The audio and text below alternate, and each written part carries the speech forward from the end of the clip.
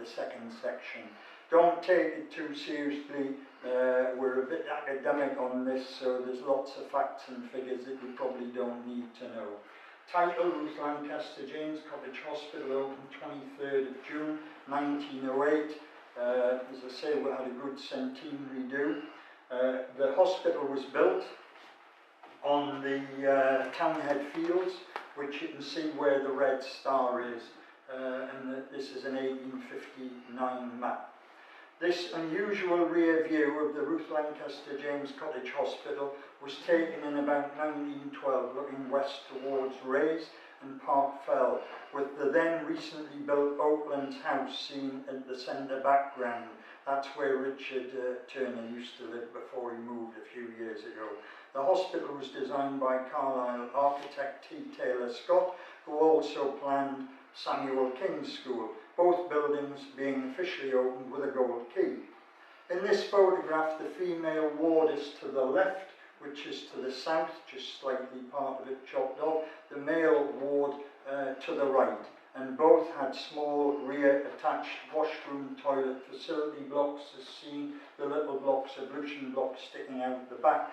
The large projecting portion in the centre contained kitchen, office, staff room, etc.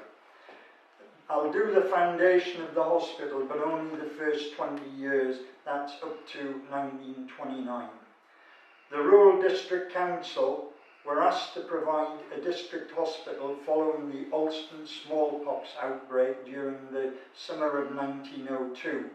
The first case of smallpox, discovered on the 23rd of July that year in a child who was visiting with his parents and aunt, and had arrived in the town on the 16th of July. 2 more cases were confirmed at dressmakers in the marketplace on the 25th of August, and a third on the 28th at Harbert Lodge, so it was slowly spreading.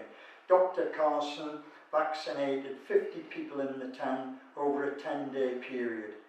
They were worried, however, and an isolation hospital committee was formed and unsuccessfully explored sites for a new facility, initially asking the Ministry of Health and the sanitary inspector to assist them in locating suitable temporary premises.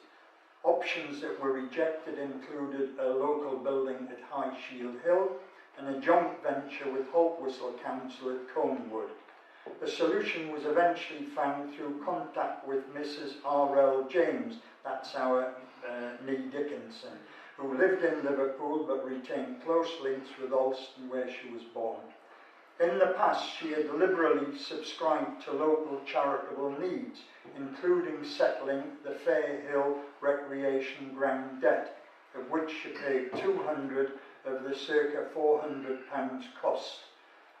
This, of course, was 1898 when that scheme was started, and it was the Queen Victoria Jubilee commemoration was how you've got that site up there. She was dissuaded from a scheme to erect free cottage homes for the elderly in favour of a cottage hospital, which could also provide early treatment for workers injured in the local mine and quarry industries. In those days, urgent cases had to travel 20 miles, which often they were dead before they got there. The initial provision of £1,500 made in a will of June 1905, quote, for the purchase of a site and the erection of a cottage hospital, if such shall not be built prior to my decease. The original trustees of this new hospital scheme were Dr. Stuart Carson, the local doctor, James R. Walton of Alston, Arthur Lee, who was a northern solicitor, and he was based at Brampton, and George W. Mumford, a relative, close friend and executor of Liverpool. By January 1906, a 3-acre site had been purchased and the plans drawn up by T. Taylor Scott and shown to Mrs. James and approved by her. As the estimated maintenance and running costs were expected to be about £210, possibly rising to £250 a year, a revised scheme was presented to the newly formed management committee by Mr. Mumford in April 1906, and he was concerned about future sustainability. And how many times, and certainly in my life, over the years, have they given large capital costs for projects, museums and all sorts of heritage stuff, only for them not to be sustainable because they weren't bringing in enough money. So he covered that. The new bequest that she made to replace was for £5,000, and this allowed £2,000 for the construction and fitting out of the hospital. This is a more traditional frontal view which you see here. Leaving an endowment residue of £3,000, earning interest to cover annual running costs. The original sum of £1,500, of course, was revoked in a codicil in a will in December 1906 when she was still alive, and replaced with the 5k. The committee who managed the project comprised the original 4 trustees, Dr. Carson acting as chairman and secretary, J.R. Walton as treasurer, together with the famous Miss Blackboard, who had the laundry over at the brewery, R. Yielder, J. Morn, well-known farmer from Kirkhalf, W. Bell from Slaggyford, and Ward from Garrigill, so the areas were represented. Contracts were signed in September 1906 and construction began shortly afterwards, the work being slowed, would you believe, by bad weather and taking much longer, that is 15 months to complete. The main contractors, people who want the twiddly bits, was local builder and mason John Burkett of Ale, supported by Joseph H. Henderson. He did the plumbing and sanitary work. He later went on to repair cycles, motorcycles, and set up Henderson's garage, of course. But that lot were from Alston. Thomas Charlton, well-known joiners from Hexham, and Hewitson, O'Moroiden's son, Hewitson was a slater, O'Moroiden's son were plasterers, and R.M. Hill and Sons, painters and glaziers, were brought in from Carlisle. This plan was done by Thomas Charlton. Some of the original plans don't agree with this, but they penciled in the bits and bobs, and this does actually work for what was there. The memorial stone was laid on Tuesday the 9th of July 1907, and the remark here is it was a fine day. The commemorative plaque inscribed the Ruth Lancaster James Cottage Hospital, built 1907, being placed high on the west face of the south wing gable, and it's still there. The ceremony was carried out by Mrs. Horrocks, whose family had long-term Alston links, and she came from Saltcote Hall near Penrith, and she was presented with an ivory handle inscribed silver trowel, supplied by the local jeweller Charles Bramwell. This is now displayed in a glass case beneath Mrs. James's portrait in the main hospital corridor. It was hoped that this incidentally isn't. It is here tonight. Somebody has actually turned up with it, so you'll be able to see it full frontal. It was hoped that the House of Commons Speaker and local MP, Mr. J.W. Lowther, would officially open the completed facility. But as with SKS School a year later, that was not to be the case. These senior men kept promising to come and rarely turned up, usually sent their wives or some of their relatives to do the business for them. The opening ceremony on Tuesday the 23rd of June 1908 was performed by Lady Mabel Howard of Greystoke Castle near Penrith, very apt because she was Vice President and Honorary Secretary of the Cumberland Nursing Association, so she was the lady for the job. It was reported, and she reported, it was a dull, wet day. Her automobile broke down and she arrived late, damp and untidy, and the impression was totally brassed off. However, she was presented with a gold key, and it was actually inscribed to her. With some surprise, she said it was her first, because they usually went to men. And it was presented by the architect T. Taylor Scott of Carlisle. and she formally opened the front door, and the ceremony attracted a large crowd and several speakers.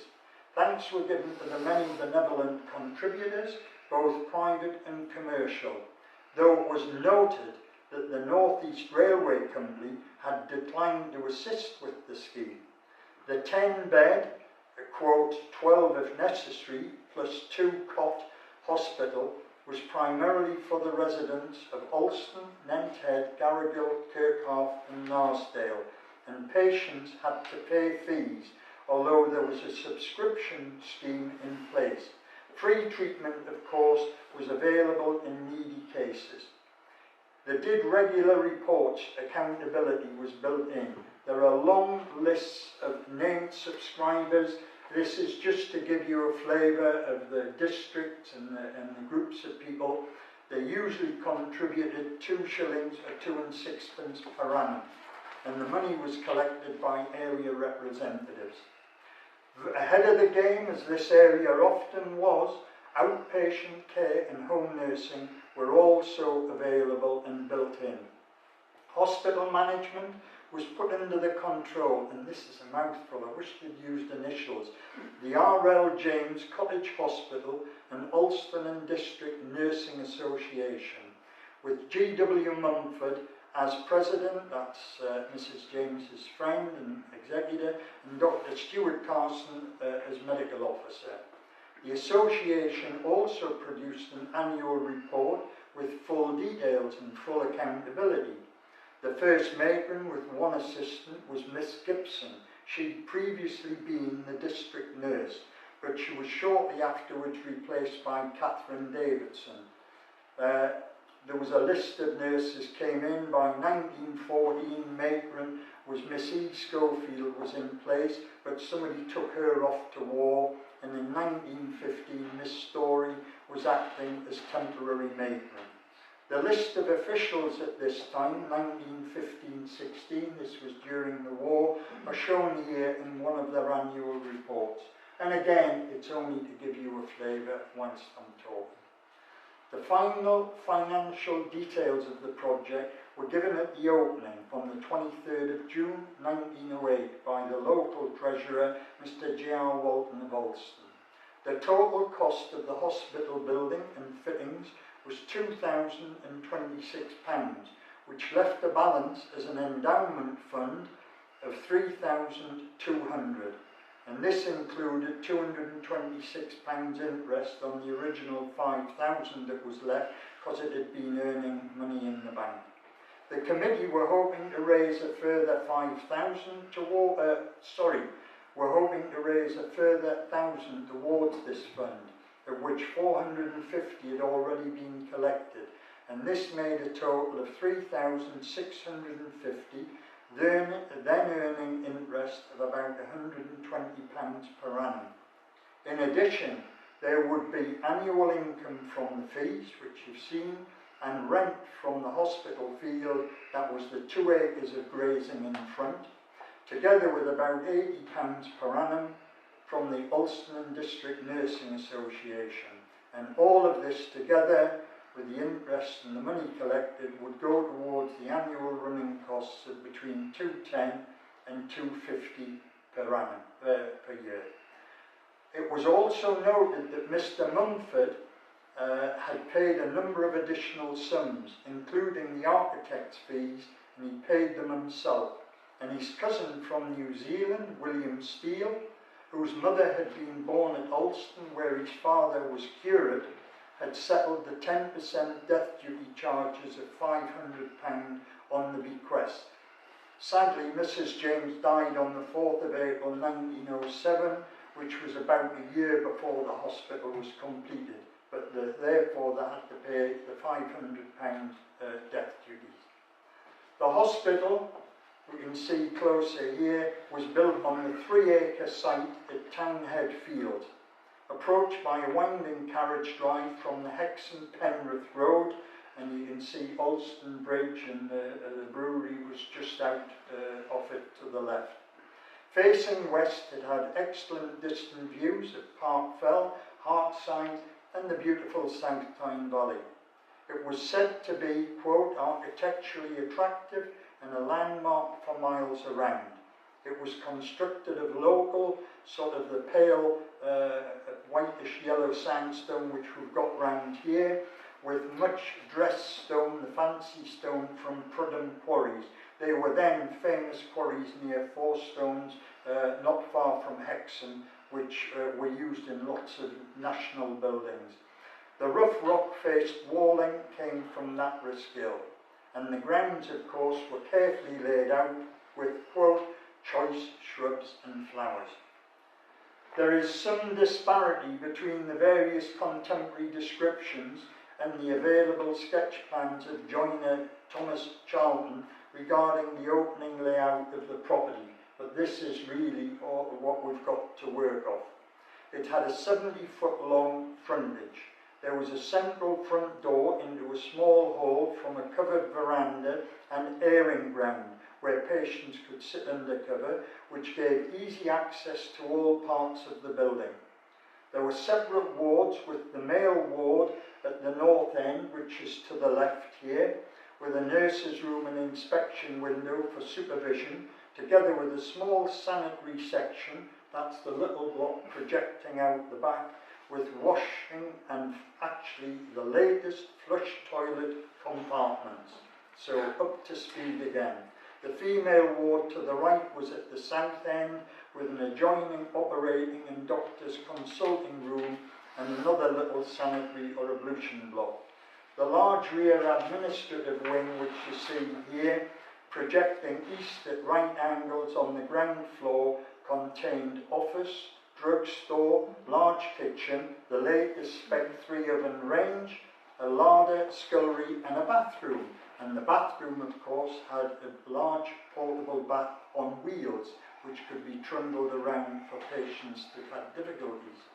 Upstairs was the matrons and nurses' bedrooms, box rooms, storerooms. Each room in the building had an electric bell connected to a telltale board in the corridor. This is one where you press the button and little flags come up on the board, which so you can see who's calling. Central heating, well, in winter, fresh air could be piped underfloor to a chamber behind the fireplace, where it was warmed before being vented into the rooms, and the stale air was extracted up through ventilators in the roof. And as to aircon, well, in warm weather, the same method when the fire wasn't on ensures a constant supply of cool air through the building. The building was light and airy, being painted white throughout, with furnishings, of course, in the best possible taste, and polished wooden floors, and it was well lit by gas. That last photograph of the front and the veranda has the matron, I think, is somewhere in there. Certainly Dr. Carson, I think, is standing in the corner. There are 4 pictures here that came from giant postcards that were done. The first 2 are 1912, before the war, and this is the matron and one of the nurses in the nurses' restroom. The second one is 3 patients. Dr. Carson's sitting not in the bed. You've got the matron, a nurse and an assistant. The little girl on the right we think is May Walton, who was Hugh Walton, the photographer and ironmonger's daughter. And I can't remember, I did have a name for the little girl in the front. The next one, this shows, this is 1915. There is the matron and nurse, and sitting on the right is Dr. Carson. The guy on the left is ex-police Sergeant Farrer, who retired in 1902, but came back to live in Alston at Laburnum Cottage, and he was there to entertain. We have a soldier. Is he a proper soldier? I don't know, with his head bandaged in the corner, and that very, very sick little boy, which you'll see in a second. There he is, the little boy. He's made a remarkable recovery. And of course, Farrer is playing his violin to entertain the 2 soldiers who are in the bed with the matron in the middle, all carefully posed, of course. After opening, the hospital ran many fundraising events. Money was collected during, for example, the May Day celebration, and they used to put a maypole up in the fields in front and collect money. There was also a regular Pound Day scheme where food and other essentials were collected as well as cash. So you could pay parts of a pound in money, or you could pay bits, a pound of vegetables or butter or whatever it was. This is in the upper marketplace, then known as the potato market, looking downhill, probably a Hugh Walton. His shop, the Ironmonger's, was just behind, and he was the well-known local photographer at the time. The report after one successful Saturday collection was declared that the larders were full. The scheme was suspended in 1915 because of the war effort. In 1926, a new scheme, the Recommend Scheme of Benefits, was introduced, and this allowed block membership through associations such as the Greenwich Hospital Workers, the Vieux-Montagne Mining Company, and Women's Institutes locally. By 1929, eight such groups were operating with about 700 members. And at this time, this is only to give you again some idea, at this time, if you were a patient, it cost 2 guineas per week to stay in the hospital, and if you needed an operation, it worked out about 11 guineas per operation. Following the death of Dr. Carson in February 1925, there was a strong public desire to recognise his lifelong dedicated service to the district. As he was closely connected with the hospital from its inception, it was decided to raise money to improve and modernise its facilities. The fundraising appeal began in early 1928 with a donation of £200 from Mr. Isaac Walton of London, a native of Alston, who was president of the Alston Cottage Hospital Committee. He'd replaced Mumford. He later added another £100, and he previously made a £500 endowment to support one of the female beds. He initially suggested buying an ambulance rather than this new work, but was fully supportive of the more ambitious scheme to build a new extension containing a sterilising room and operating theatre and X-ray department. Isaac Walton of London, well, anybody older folks will remember until about 1982 in Newcastle was a large drapery and outfitter's very posh place and a big store, Isaac Walton's. And one brother ran that, and the other brother ran the London store. And the family, of course, came from Brownside originally and were relatives of Joan Walton. Joan asked me whether the endowed bed still had the little plaque next to it, and apparently there was a small plaque there. But I used to go to Isaac Walton's, and the boss told me about Alston, and he had a load of stuff, and I never went to see it, and I regret that to this day. The 2 inscribed foundation stones for this new work were laid on the 25th of May 1929, the first by Miss E. Carson, who was the late doctor's sister, and the second by Amos Trelaw, the Vieux-Montagne Zinc Company manager from Nent Head. He was also a very famous mining engineer, but he was an ardent supporter of the scheme, fundraiser and chairman of the management committee. The amount raised by public subscription at this time had reached £1,000. And of course, bearing in mind this was after the national sort of problem and recession, so that was a goodly sum of money. The opening of the new wing and the X-ray extension building dedicated to the memory of Dr. Carson took place on Saturday the 7th of September 1929, and this is the plaque.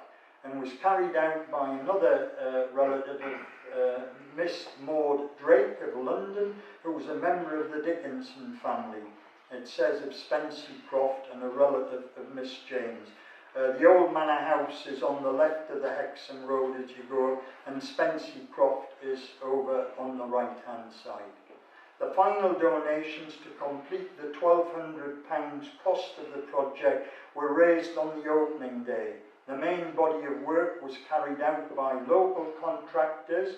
The big people then, builders, were Craig Brothers and Keaton and Sons, but they did the work, quote, at absolutely rock-bottom prices.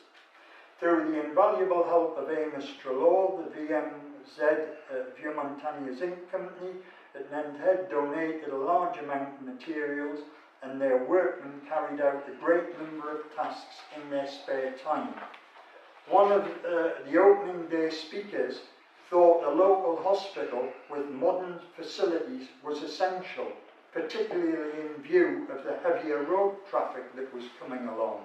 He noted the lives of two motorcyclists involved in a head-on collision a few weeks earlier had probably been saved by early treatment, so nothing new there, is there? Although the hospital is now surrounded by a school and houses on... Oh, I should say the guy on the right we think is George T. Elliott, who was the local bank manager, and he was a relative of John Elliott who passed away last year. That's right. Although the hospital is now surrounded by school and houses on three sides, the superb westerly views still remain. Well, this is an easterly view because I'm trying to show the hospital and the field in front of it, but the nice open views still remain. There is still a portrait of Mrs. R.L. James in the main corridor, presented by a relative friend and executor, George Mumford of Liverpool, who for many years remained, and I have to say it again, president of the RLJ Cottage Hospital and Alston District Nursing Association. And the trowel which was underneath, you will see later. Dr. Stuart Carson, that this building was in memory to, was known locally simply as the Doctor, with the vast majority of people then knowing no other practitioner. He was also District Medical Officer, JP, Trustee of the Savings Bank, SKS Governor, a senior Freemason, churchman, and closely involved with many facets of Alston Moor life. Quotations robust in frame and mind, strong, individualistic, persistent, dedicated, determined, and never to be disobeyed. He exercised an autocratic sway and was affectionately referred to as a benevolent despot. In other words, you didn't mess him about. He had a brusque exterior, but was said to be of a solid gold character. He lived at Carson Home with a surgery attached at the north end of Croft Terrace. Its original name, of course, had been Salvan Lodge, and later on, well, it's changed names several times. For a time it was Craggs. Born at Nenthead, Dr. Carson, at Hillston Terrace in 1858, he studied medicine at Edinburgh University, practiced locally for 44 years. Died in February 1925, aged 66, buried in the local cemetery at Alston, and his memorial inscription includes the words, "He did what he could," which is exactly what is on Mrs. R.L. James's monument.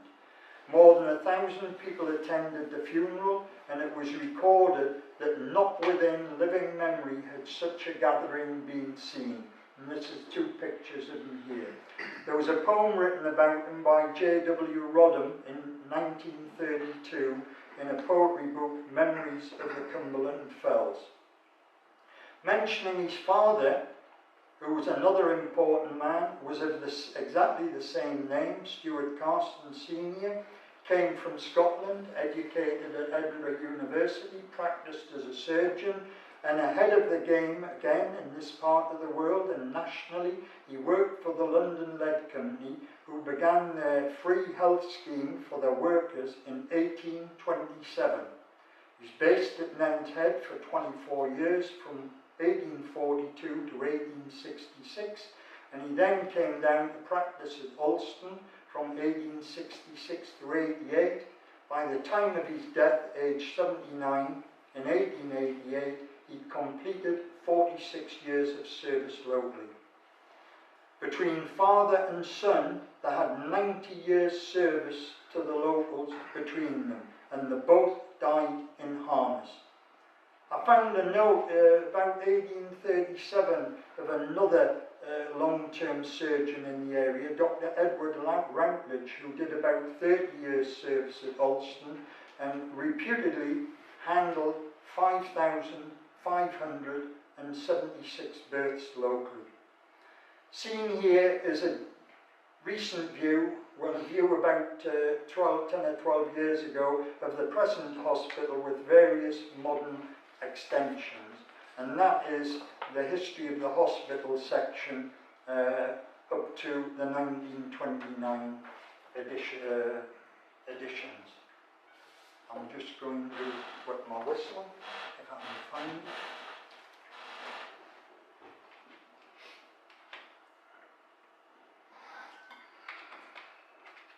It's vodka, actually. I'll be rolling by the time we get finished. I thought it was going to be an easy ride, and I think, Alistair, I should have probably done Samuel King, you know, because I had to rewrite this second section because there was more information. So I'll give a brief description of the family background and life of the benefactor of the Alston's Cottage Hospital, Ruth Lancaster James, from the Dickinson family, 1824 to 1907 to 82 when she died. Don't take too much notice, it's got facts and figures in, but it's just to give a flavour. Ruth Lancaster Dickinson was from a prominent Alston family, where her grandfather John, followed by his eldest son Thomas, which was her uncle, were both moormasters, and that's with a capital M, who controlled the valuable mines and minerals on the 22,000-acre Greenwich Hospital Alston Moor Estate, so they owned an awful lot of Alston.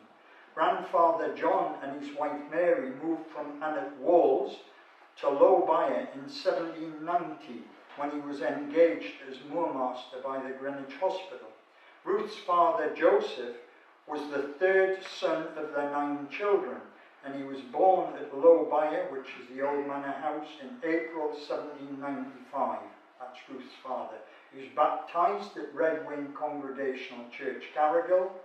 His elder brother Thomas, of course, succeeded his father as moormaster in 1825, after having been his assistant and clerk of deliveries since 1810. Thomas, the son, lived across the road at Spencer Croft, and he retained the post of moormaster until 1845. In summary then, this is the old manor house, looking slightly dilapidated quite a lot of years ago. In summary then, we have Ruth's grandfather John holding the important and influential moormaster post for 35 years, from 1790 to 1825 when he retired, succeeded by his eldest son John for another 20 years, from 1825 to 45. So he had this family 55 years with this very senior job. To give you some idea of how important it was, of the scale of mining operations that were under their control, in 1821 the Greenwich Hospital reported that in that year the lead mines yielded produce of £100,000. That in today's money is about 14 million. So big bucks, important jobs. The moormasters were based traditionally over the years at the old manor house at Low Byre, and it had an estate office which is up the steps here on the left-hand side. That's the west end. This didn't close till 1946, and it moved up to Belford in Northumberland, where they still had big estates. I should say, a good friend of mine, Ken and Audrey Rutherford, Audrey Rutherford from Nent Head was the last secretary, and she went up to Belford, but when Ken came back from war, she married him and packed in with Greenwich Hospital and lived at Nent Head. Not all the meetings, obviously, you couldn't have meetings in this place, and the office was too small, so they were held across the road at what was the Anchor Inn, sometimes referred to as the New Manor House. The Anchor Inn name slowly dissipated, but it was rebuilt and enlarged by Greenwich Hospital in 1778, and they created this new 3-storey building with offices and plan rooms down below where the local agents could meet their investors and people involved in the mines. The Dickinson family were then staunch Congos, or Congregationalists or Independents. This religious group in the pre-1800 period being centred towards Garrigill at Red Wing Chapel. In the post-1800 period, however, the Congregationalist interests, mainly due to the Dickinson family influence and support, moved to Alston, and from 1804 was based at the new chapel at Gossett-gate. So the Congos really moved their main influence here. That closed in about 1978 when the Kempseys took it over and had their gallery and offices and lived there. It's worth adding that Ruth's uncle, Moormaster Thomas Dickinson's eldest daughter Mary, married the later famous Thomas Sopwith in 1828. He didn't rush into it. It was after a 5-year engagement. Surveyor, mining engineer, mining agent and engineer. The couple lived just off North Lonning at Lonning House, which is now divided into 2. She died, however, in July 1829 following childbirth and was buried at Gossett-gate Independent Chapel. Sopwith, who had been employed by Ruth's father Joseph for a number of years as a mining surveyor, left work shortly afterwards to work in Newcastle and other places, became nationally and internationally famous, connected with mines and railways. He was the chief agent from 1845 for about 30 years for the Blackett Beaumont mines at Allendale and Weardale.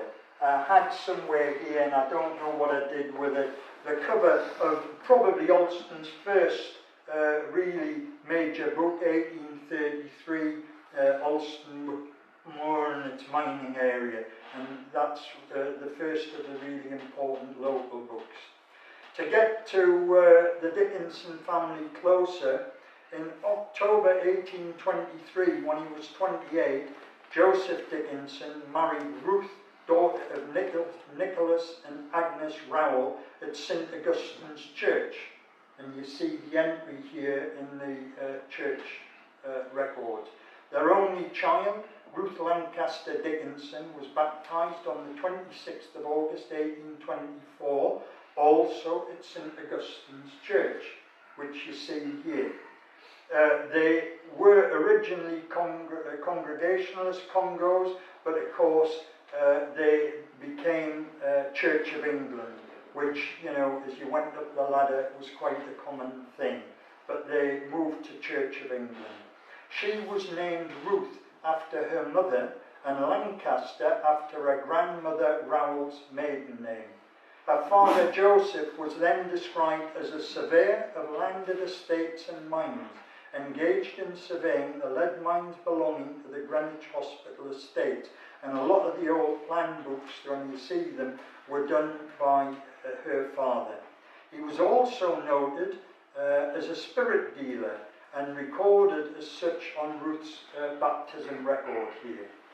And by 1828, 4 years later, he was down as a tallow chandler, that is a candle maker and dealer, Joseph Dickinson and Co.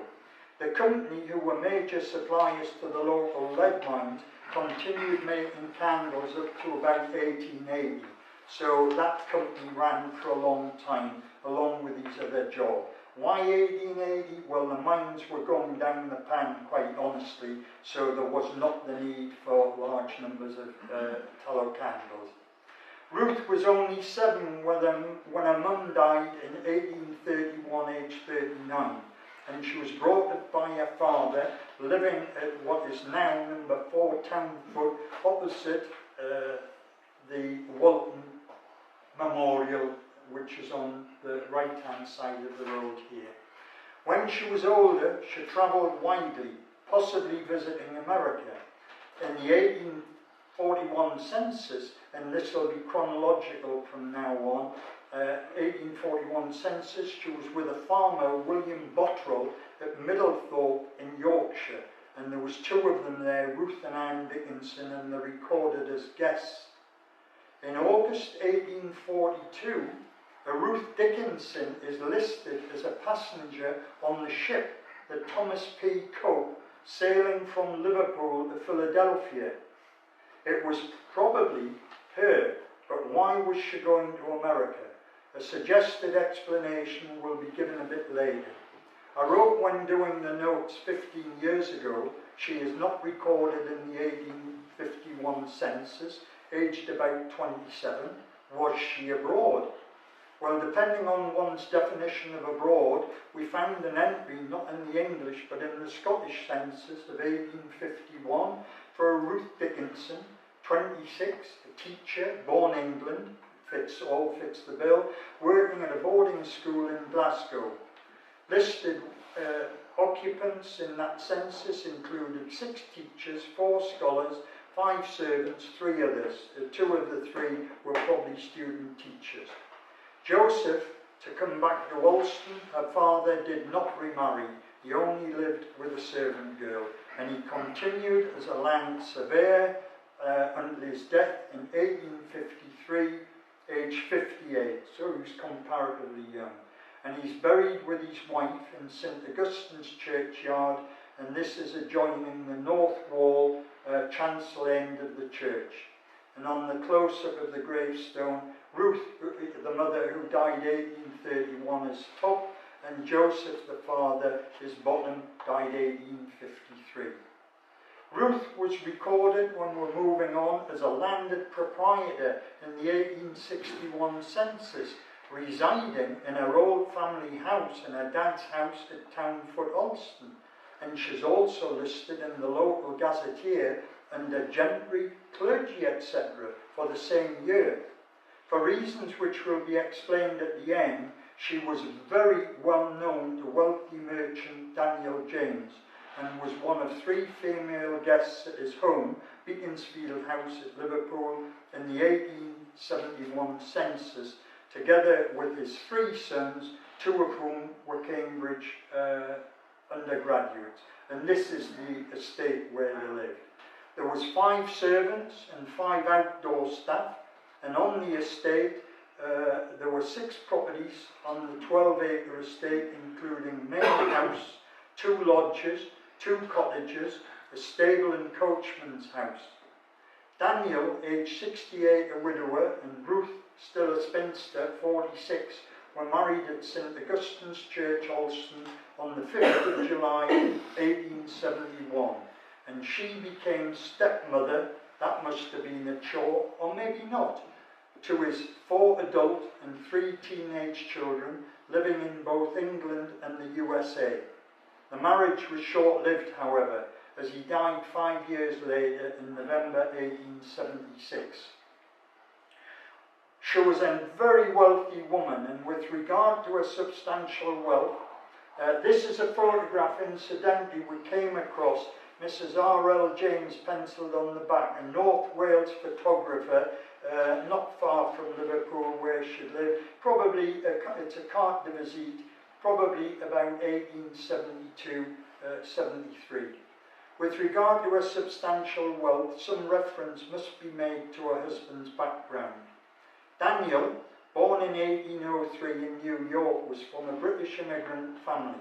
His father, Nathaniel E. James, emigrated in the late 18th century. The family were devout Protestants and followed the Puritan ethic of hard work and thrift. They worked very hard, made lots of money, and were very religious. Daniel first married New York entrepreneur Anson Phelps's daughter Elizabeth in 1829, and he later became a junior partner along with the other son-in-law, William Dodge, and the company was in metals, mining and trading giant Phelps, Dodge & Co., also involved in shipping, property and later railways, coal and banking, all big money makers, particularly in America. As Phelps supplied English customers with cotton brought by ships over here, the ships returned with tin, iron, copper, etc. from this country. Daniel moved with his wife Elizabeth to Liverpool in 1831, where 4 of the 5 children were born. Later 3 survived. One died, you'll see, aged 11, and one only lived 3 months. The new company was reorganised in 1834, and it became Phelps, Dodge & Co. in the USA, and Phelps James, that's Daniel & Co. in England, based in Liverpool.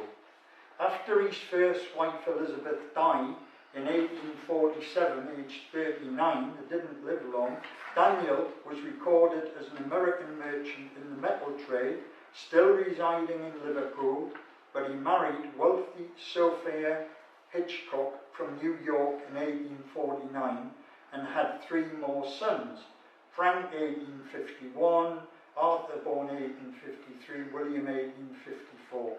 All educated at Harrow and Cambridge University, later lived together in London and travelled the world.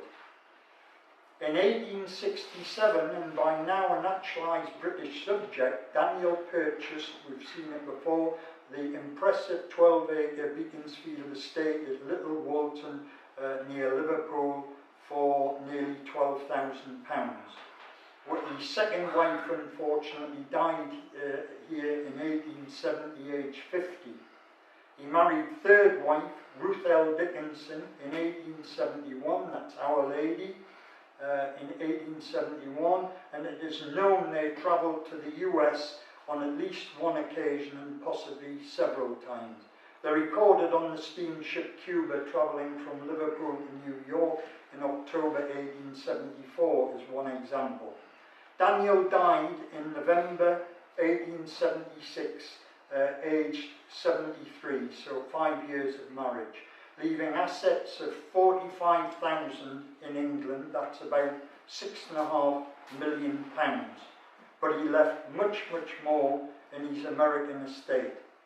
An extract of his will confirmed, and it's relevant, that Ruth could continue to live at the Beaconsfield estate, and his provision for her upkeep and well-being included the following, quote out of his will: the deceased bequeaths to his American trustees the sum of $300,000, that's about $7 million in today's money, to be invested in one or more of the railways of the United States, the interest and dividends from which shall be paid to his widow during her life. So she had a very, very substantial income coming in. Ruth, who never remarried, retained several Alston properties, including Harbert Law, farm and house, which she rebuilt. This is the front of it, and she rebuilt it in 1829, and you see the porch plaque. 1879, sorry. And you see here the porch plaque, a bit entwined, RLJ 1879, you'll have to believe me. She also owned banks and 4 Dark farms, which are just out of Alston on the north side of the Nent. She continued to live at Beaconsfield for 36 years. That was from her marriage 1871 to her death in 1907, usually with 5 to 6 servants, and she lived there until she died on the 4th of April 1907, aged 82. We like to know where people died and get into take photographs. We spent 2 or 3 days down in the Liverpool area.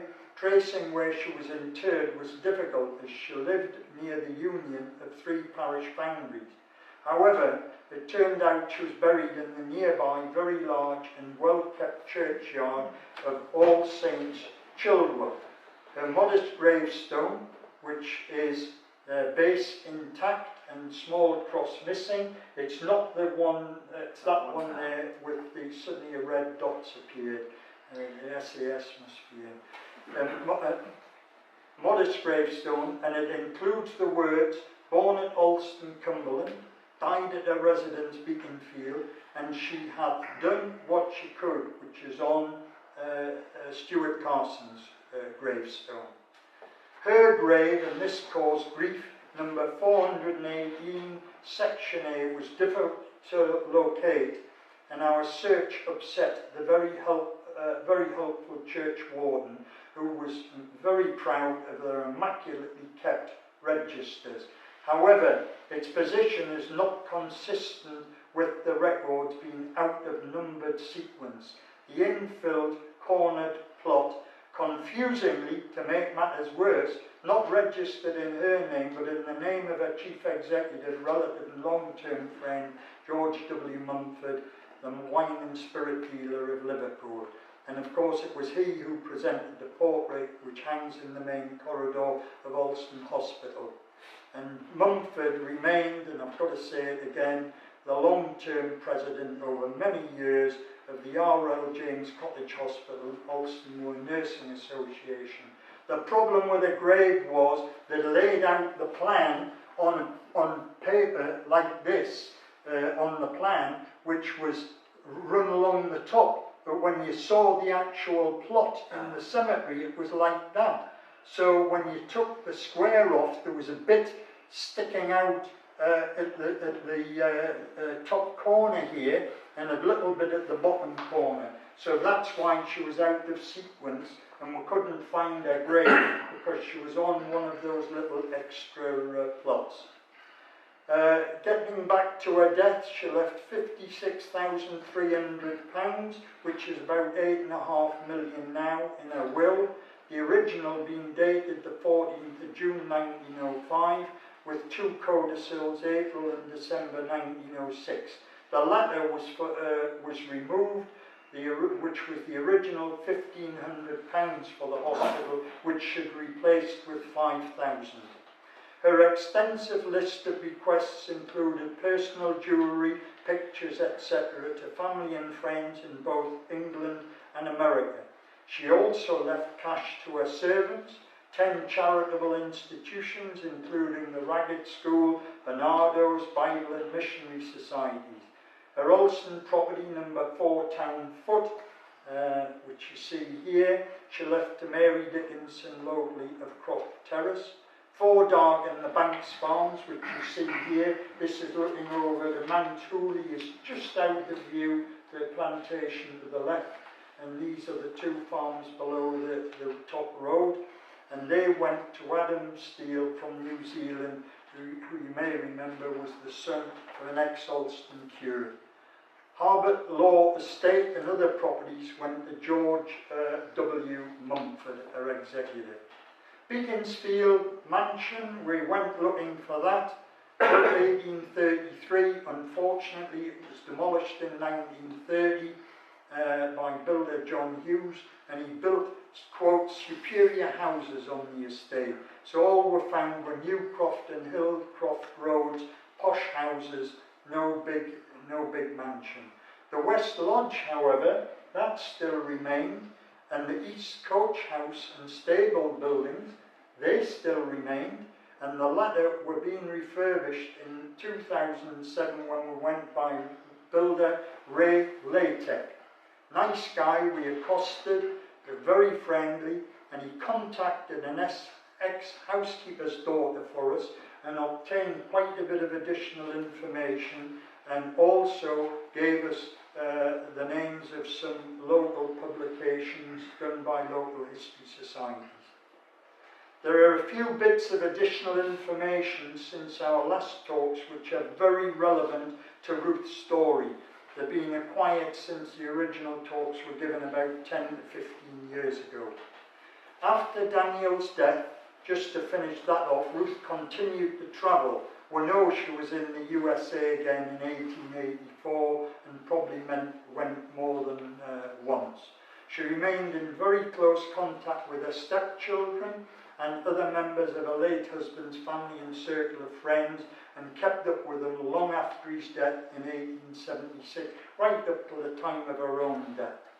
The reason for Ruth Lancaster James's long-term close relationship with the James family and this very wealthy family is revealed in two obscure published histories based on diary collections kept by the various interrelated members of the Phelps Dodge Corporation in America, recording a visit by the American Dodge family's in-laws, one of the in-laws, to Daniel's home at Liverpool in the summer of 1844, which I've put up here, but I will explain.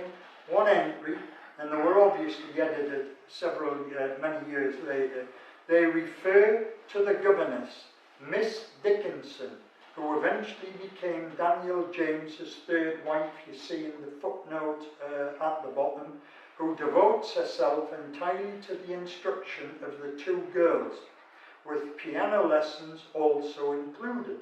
Olivia, aged about 7, was quite advanced in her studies, whilst Elizabeth, about 10 years old, was disabled with a severe affliction of her back. The third surviving child, sibling son Daniel Willis, then about 12, was away at boarding school at Edinburgh Academy. And was she close to her kids, these kids she looked after? Well, Olivia, incidentally, who later married the wealthy merchant Robert Hoe, named one of her daughters, born 1877, as Ruth Lancaster Hoe. It is possible that Ruth was a governess at an even earlier date, if it was her who was entered, as previously noted, on the passenger list of the Thomas P. Coe, which sailed from Liverpool to Philadelphia in 1842. A brief note on an American family site would suggest that if heard, it was a very unhappy trip. Anson Green Phelps James, bit of a mouthful, Daniel's eldest son, born December 1830 in the US before he came over to Liverpool in England, was killed in a carriage accident in New York on the 22nd of July 1842, aged 11, whilst visiting his grandfather, Anson Phelps. He's buried in Manhattan's Marble Cemetery, which you see here, and it seems likely that Ruth's visit was somehow related to this event. As some indication as just how wealthy the family were, even at an earlier date, when grandfather Anson Phelps died in 1853, he left in excess of $2 million, which in today's money is about $78 million. That's in 1853. Another bit of information, 20 years later, one of the American in-law Stokes family diaries for 1863, so the first one diary was 1844, this is about 20 years later, records that when his uncle and business partner Daniel James had visited the USA, this relative had come over to Liverpool in October 1863 to run the company here.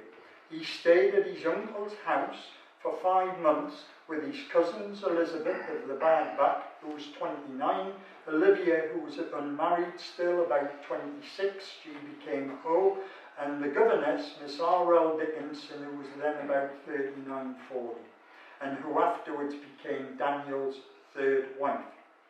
These extracts suggest that Ruth remained with the family for a long period and was governess to all 6 surviving children, eventually covering a period of at least 20 years and perhaps substantially longer.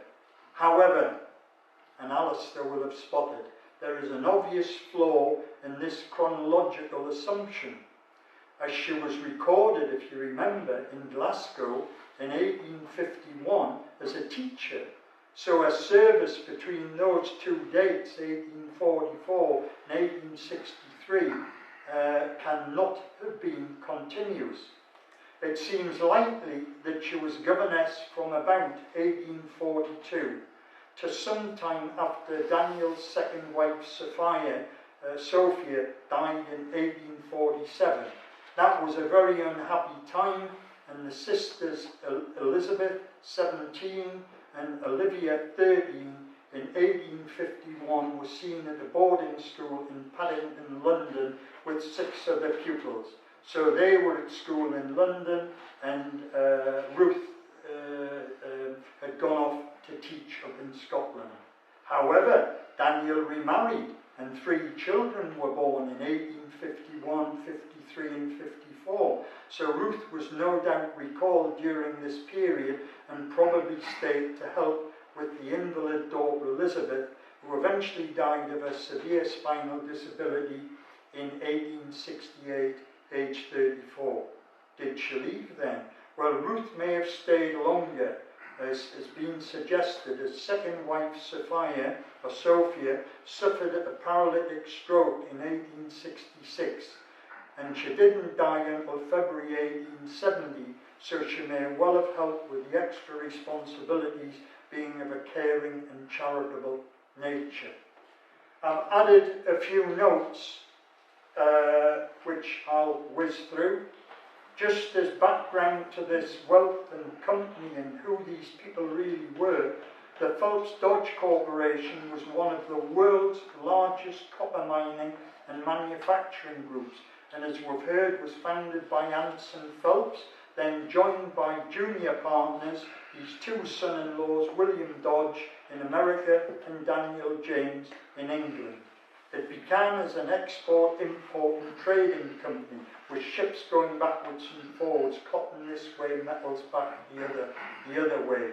But it later expanded into timber, mining, manufacturing, real estate, railways, coal and banking. Is there anything else that makes a lot of money? I think not. By 1859, Daniel held a 28% share of this multi-million-dollar business.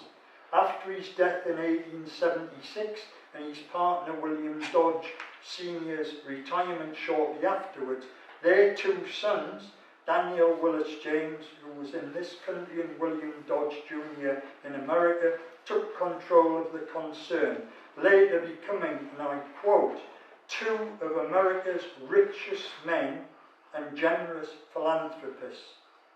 In 1908, the year the Alston Hospital opened, the year after her death, the final family business partnership with only the family involved was dissolved, and a new and large corporation was formed, though it kept the same name. Some idea of its backing: it was capitalized at $45 million in 1908 and employed nearly 8,000 people. The family links continued until through into the post-Second World War period. Somebody did contact me somehow and said they were pulling one of the old offices down, and there was an Alston clock in the foyer, and could I do something about it? But I tried a bit of following up, but nothing came of it. In about 2012, I was contacted by a chap called Ted Robbins of Westdean, West Sussex, down on the south coast. He was researching a gravestone, which you see here in his local churchyard, which came from Liverpool, about 270 miles away. And he must have seen something in the papers about something that we'd done and said, look at here, what's this doing on my patch? We corresponded and exchanged information backwards and forwards. Daniel, if you remember, was buried, I should say, with his first wife Elizabeth, who died in 1847, in the Liverpool, and I said London when I practiced yesterday, in the Liverpool Necropolis Cemetery, not far from where they lived, originally lying on the outskirts of the city. Necropolis, incidentally, is Greek meaning city of the dead, and a lot of these necropolises, like the Glasgow one, full of large monuments like a housing estate. Due to the later overcrowding and subsequent sanitation problems, literally the dead were pushing out the ground in places, the site was levelled and converted into a park in the early part of the 20th century, the memorials being laid flat around the edge. In 1912, the James gravestone was removed to the grounds of St Andrew's Church, West Dean, behind the imposing West Dean House, and this was part of the large estate purchased by Daniel's youngest son, William, in 1891. And this is just a transcription of what he saw. Lying at the foot of the headstone had added a further memorial to Daniel's eldest daughter, Elizabeth, heir of the bad back, who died in 1868, and his second wife, Sophia, who had the stroke, who died in 1870. And this estate that was bought by the youngest son, not far from Chichester, facing out towards the Isle of Wight, and that's where his estate was, and they had close connections through their interest in yachting and sailing. To finish off, Daniel's three sons by his second marriage to Sophia, that's Frank, Arthur and William, they became keen sailors, hunters and explorers, and travelled widely, travelled the world in fact, Arctic, Arabia, Afghanistan, Africa, etc. Frank, a barrister, owned a 450-ton yacht, the Lancaster which this is the best we could do, and that's Frank up there, but that is on a weather vane. And the three brothers used this yacht as a travelling base for their exploits. Frank published various books on some of their experiences, the wild tribes of Sudan and the unknown Horn of Africa, perhaps not riveting reads now. Unfortunately, he was killed by a charging elephant in the Gabon, West Africa, in 1890, sadly on his 39th birthday. The three brothers who lived together in London and who were very close inherited an enormous fortune. Each had an allowance of £33,000 per year. This is nearly 4.8 million a year each in today's money. 3 years, and it will sound familiar this, after Frank's death, the family, being in that area and having the yacht and sailing down there, erected a home for retired seamen in his memory, in Frank's memory, at East Cowes on the Isle of Wight. 10 years later, it was converted, and here we go, into a cottage hospital to serve the local community. You've done better here, because this finally closed in 2002, has been allowed to fall into disrepair. Our last photograph of 2010 showed it in very tatty condition and overgrown. But apparently in 2012, and I haven't followed it up, there was a committee set up to try and save the Grade 2 listed building. But here we have another hospital, rather like your own. And so ends the story of Alston, probably richest person, whose family, by marriage, mixed with some of the wealthiest and most influential people on both sides of the Atlantic, married into nobility, associated with the royal family. Most were of a benevolent nature and noted philanthropists, but they did have estates up near Balmoral, which is why they were linked to the royal family. And of course, when you think about it, she was born in 1824, but from 1842, with maybe 3, 4, possibly even 5 years that she was sort of in Scotland, I say 4 years in Scotland, she remained with the family right until her death in 1907. So she spent most of her life with them. This picture on the left is of her. We know the picture on the right had her name written on the back, which age she was about. How old would that be? 1872. She was born in 1824. Somebody will be quick and work that out. is the lady in the middle the same person? Because this, the gentleman is here, found this picture in his property near Ale, and Alistair thought that it maybe looked like her.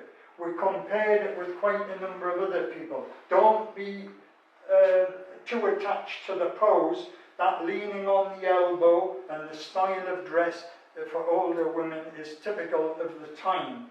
And we compared it with the other James family lady. They're not connected, these James families, by the way, but of Clargle Hall, which we thought would be, a more convenient match with the old schoolhouse being not far from Clargle Hall, but the lady doesn't have the aquiline nose, so the James person from Clargle Hall is definitely not her.